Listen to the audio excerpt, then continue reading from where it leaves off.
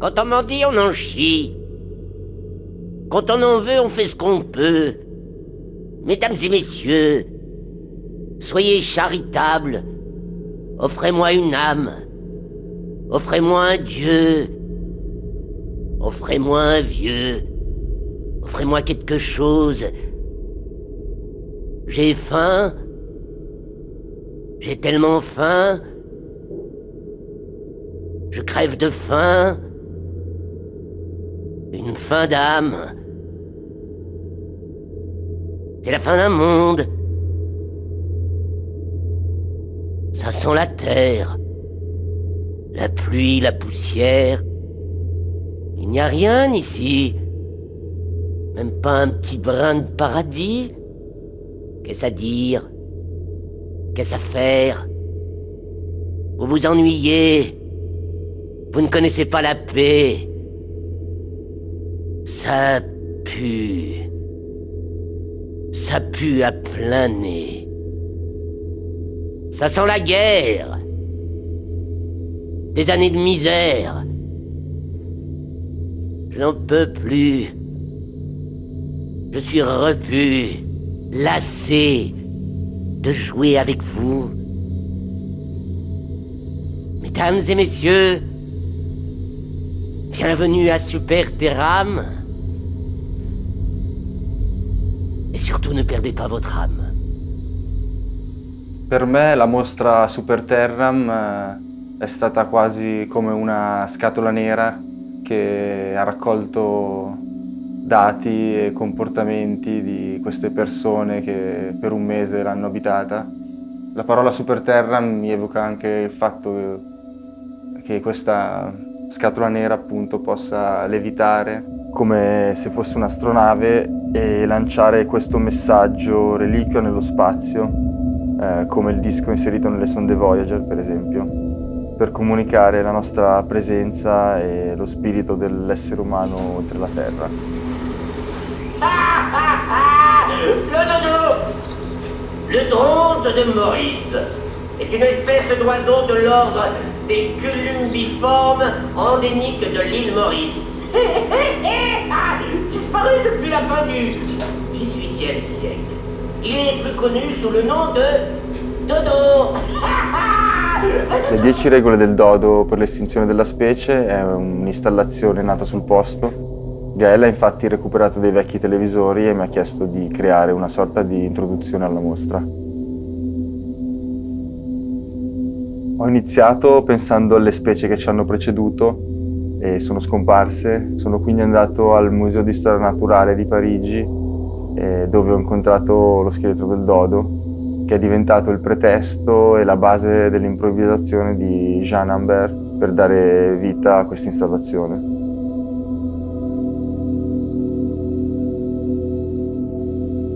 Il personaggio di Jean legge divertito la definizione di dodo da Wikipedia. Si ritiene infatti che il dodo si sia estinto in quanto proprio iperadattato all'ambiente in cui viveva. Generazioni di adattamento avevano prodotto una creatura vulnerabilissima ai cambiamenti del proprio ecosistema. Al contrario, questo cyber mendicante nella TV, che è lo stesso che ci dà il benvenuto e ci chiede un'elemosina all'ingresso, è un disadattato e vive in contrasto col proprio ambiente, senza conformarsi ad esso. E dal suo habitat tecnologico elettrico lancia un monito ironico a chi potrebbe essere la prossima specie ad estinguersi.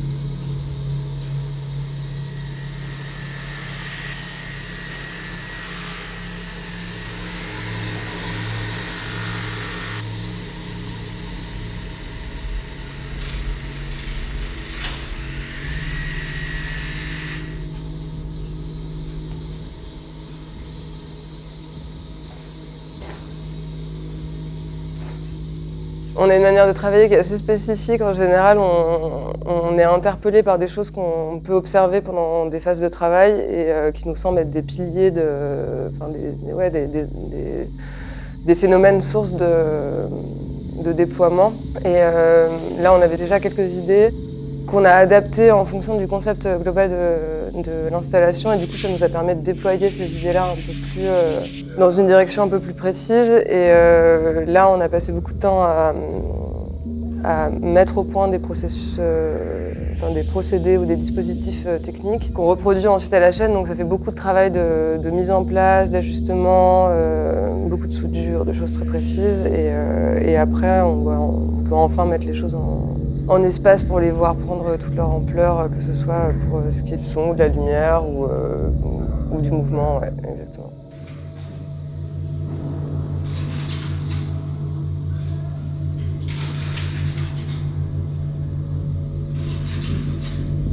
Alors la première installation qu'on présente pour l'exposition Superterram s'appelle Fabrique de la réminiscence.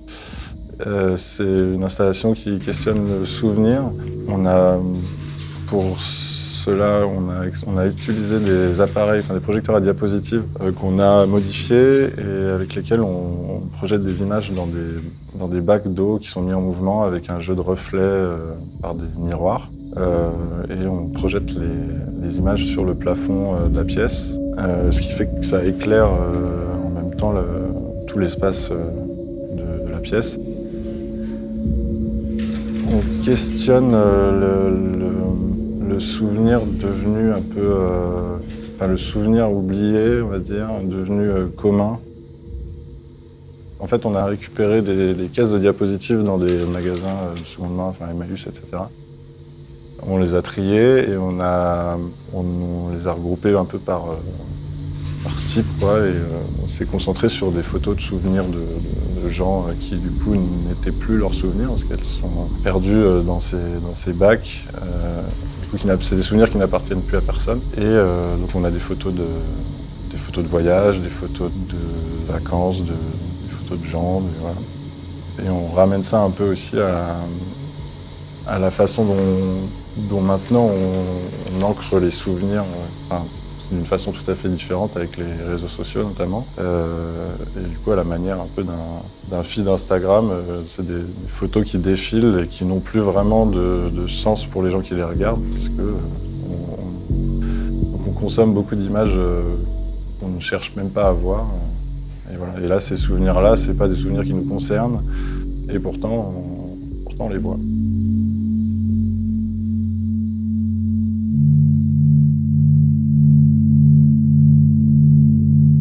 La deuxième pièce s'appelle Résolution. C'est une pièce qui a déjà été exposée et qui nous semblait intéressant d'exploiter ici parce qu'elle donne vie par le mouvement, par le son à des choses statiques et elle décompose un spectre de lumière en une lumière blanche en un spectre d'ondes colorées, donc on retrouve toutes les couleurs visibles par l'œil nu. Et du coup, ça porte le nom de résolution parce que la résolution en physique, c'est l'action de décomposer en tous les éléments quelque chose qui le compose. Ici, la lumière. C'est une pièce qui est intéressante parce qu'elle est très fragile et en même temps très lourde. Elle est tout en contraste et en paradoxe. Et c'est intéressant pour nous de la poser en début de l'exposition parce que c'est un travail sur la lumière, ce qui caractérise quand même pas mal le travail du collectif.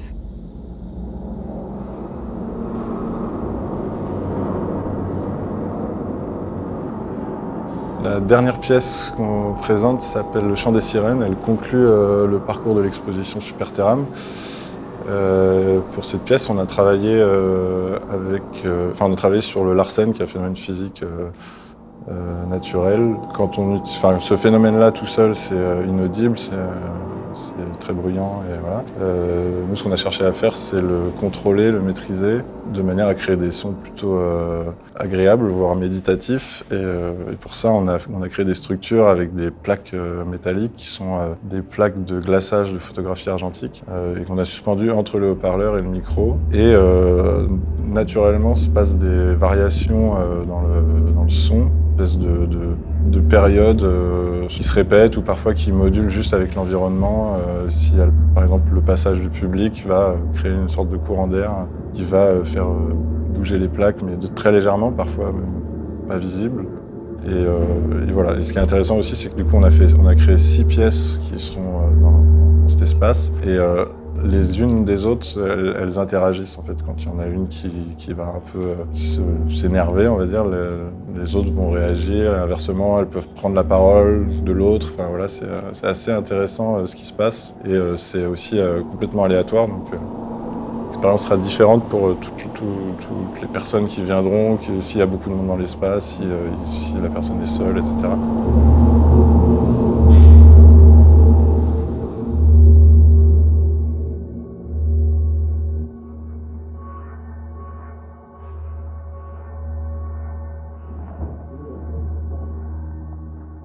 I understood straight it was about the Earth, about the place where we come from, and it meant a lot because since ever I'm working with Earth, but it's kind of a luxury Earth. It's a specific type of Earth in the geological time. I focused on this point, and after I understood it was a question of suspended Earth, and that's why I started to think about the conception of void. What is the void? So the installation for Superterm is around a big marble sculpture made out of something heavy, a big piece of stone. The volume of an atom is basically a sphere, but it's a sphere made out of the center with neutrons and protons and electrons turning around in an elliptic way. Every volume in the geometrical world is inside the sphere. If you take anything and you make it spin in the void, it will abstractly produce a sphere. But the first step of the sphere is the ellipse. The movement of the satellites, natural satellites, and the movement of the planets around the center of the solar system are still the same movement. It's an elliptic movement, and we find the same chaotic order, the same volume, accidental volume, from the infinite microscopic to the microscopic. That's the point about this sculpture. It was produced with the conception of emptiness in the way how it was carved. You can go from a maquette, or you can just let the mind go and improvisate completely in the stone itself.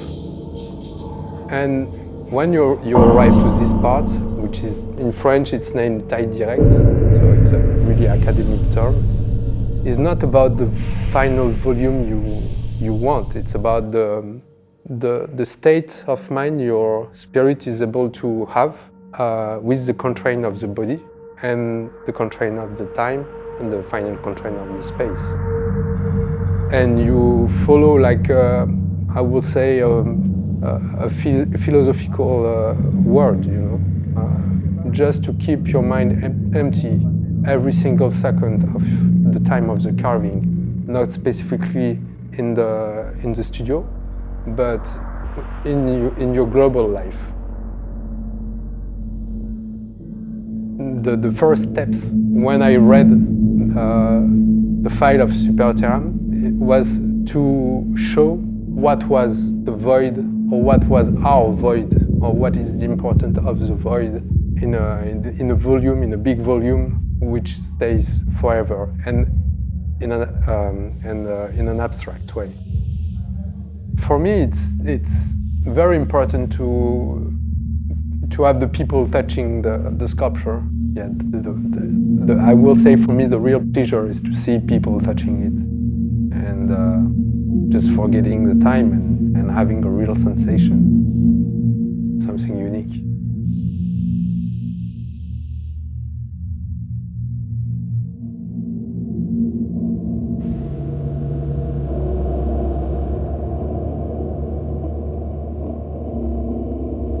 Now, the first impression about the title was, let's say, evocative or inspirational, just for the visual image of something that is floating over the earth, and quickly relate this idea with all the data and all the technology we're using nowadays, that at the end is just light. So it was nice to take part in a contradictory way, because I work strictly digital, but in this case it's for a strictly physical exhibition. So I felt that it was a nice them to fit on it with light and give some loops and data and information. The piece itself, let's say, is a intervention in a room. It won't be only a piece in a frame or something like this, but we will be using the whole room, a process between, let's say, birth and death, but focusing from a point of view in a dystopian, futuristic, monochromatical point of view. All will be made only with projectors and black and white. What starts in the entrance of the room travels around the room and connects until the end. So it will create, I hope, a sense of loop also in the mind of the viewer when enters the room. Some years ago, let's say that there were two differentiated spheres about the virtual and digital and the physical one. But nowadays, as everything is connected, as humans are interconnected too, is no barriers, physical barriers. Let's say that emerged a new kind of concept that is the new organic, that even the digital and lifeless things became alive in some way with the concept of the Internet of the Things and data trafficking and all these things. So this concept of new organic, as you said, it for me it rhymes in my mind with another concept I am working on 6 years ago that I call amniotic culture. That let's say that I define amniotic culture to these things that we know, but we never choose to know, or we don't know why we know. That is, I think, is provoked, but by the constant surrounding by Wi-Fi and phones and technology. So all this together becomes like a amniotic liquid we are all living. I found interesting the proposal of Superterran also, because I usually say that I work strictly digital, but at the same time, let's say that most of my work is very close to street art, which means to physical and tangible art too. Okay. And this is exactly where we are sitting now here, the meta reality. And I can do a big panoramic view, even closer in the face.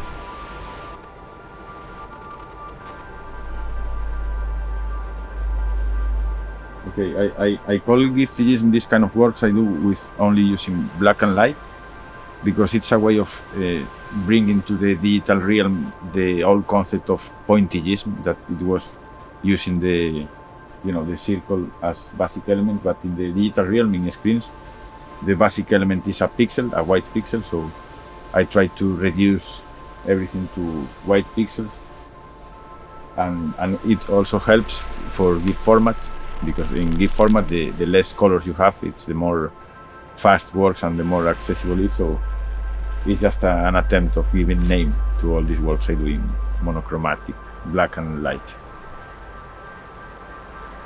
And I consider, for example, a good look when it has the quality of visual mantra, that in musical terms I think it's the same when you listen a beat or even a mantra, like the Tibetan mantras that are perfectly look, that induce to the hypnotic feeling. So when you work it with loops, for me personally, they must have this seamless movement that allows you to enter in a hypnotic or trance, a trance state of mind or whatever. So I think the hypnotic and visual mantra inside a rhythm in musical terms works nice. Despite GIF is silence, the motion is the rhythm of the music.